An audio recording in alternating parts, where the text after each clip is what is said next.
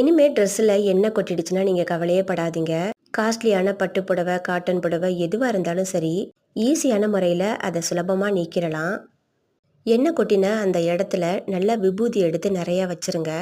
அந்த விபூதியே எண்ணெயை அப்படியே உறிஞ்சி எடுத்துரும். அதுக்கப்புறமா ஒரு காட்டன் துணியை வச்சு நல்லா தொடச்சிட்டு, இப்போ பாருங்கள், முக்கால்வாசி பங்குக்கு அதில் உள்ள கரை எல்லாமே வந்துருச்சு. மீதம் இருக்கிறத இந்த பவுடரை கொட்டி வச்சுருங்க. ஒரு 10 நிமிஷம் அப்படியே ரெஸ்ட்டில் விட்டுருங்க. அதுக்கு பிறகு மறுபடியும் ஒரு நல்ல காட்டன் துணியாக எடுத்துகிட்டு அதை நல்லா தொடச்சி எடுத்துருங்க. நல்லா அழுத்தி தேய்ச்சிருங்க. அந்த பவுட்ரு நல்லா காஞ்சி போய் பிடிச்சிருக்கும்.